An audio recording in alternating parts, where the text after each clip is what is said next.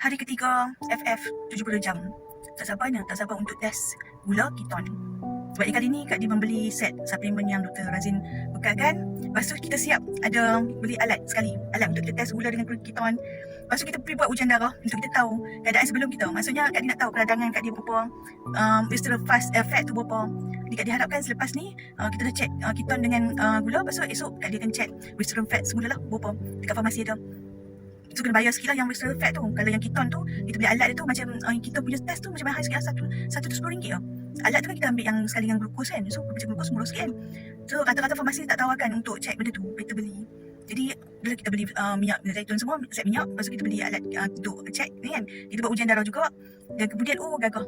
Kan kena beli squat juga, kena beli buat latihan. Kata buat exercise juga.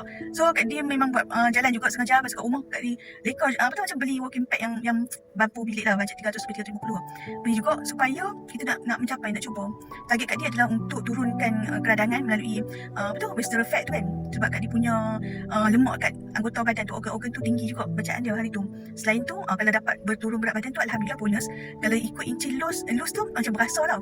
Tapi kalau orang tengok masih tak ada apa-apa pun. Tapi Kak Di berasa lah macam lembek kan. Lembek dia punya apa tu jadi lembek dia punya. Orang cakap apa?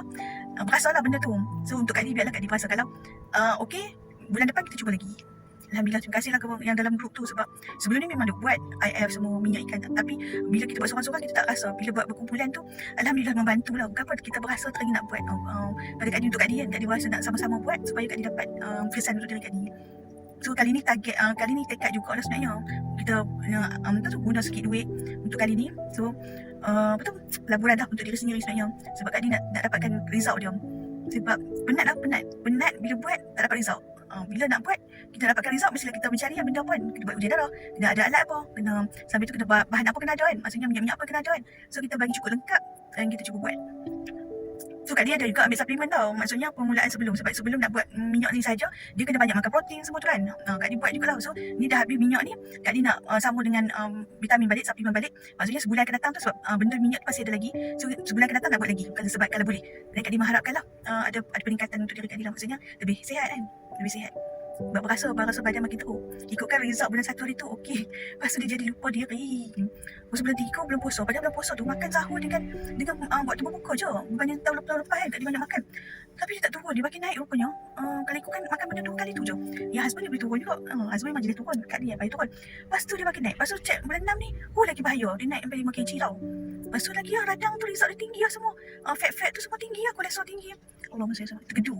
Tapi nak kata tak perasan benda tu, perasan sebenarnya bulan 4 tu boleh perasan. Kak Di rasa badan, rasa sakit badan lah. Lepas tu solat tu pun rasa macam susah duduk. Selalunya bila masa 63 berat 63, 65 tu macam makin ringan badan tau. So bila sekarang ni rasa macam nak solat tu susah. So memang berasa lah. Lepas tu badan tu, otot-otot tu berasa teruk. Sebab tu lah macam mana nak buat macam husband tu kali ni tekad juga. Minta maaf sekejap je, tempoh 3 hari. Alhamdulillah berjaya. Persediaan untuk sebelum buat 72 jam tu pun Kak Di kena cukupkan vitamin dalam tubuh dulu. Jadi Kak Di perlukan protein. Kebetulan Syakli buat promo juga. Jadi Kak Di ambil kesempatan tu sebab Kak Di memang dah biasa dengan produk Syakli. Jadi Kak Di gunakan promo-promo yang ada sekarang. Kak Di lengkapkan keperluan badan Kak Di. Sambil Kak Di mula dengan 72 jam tu.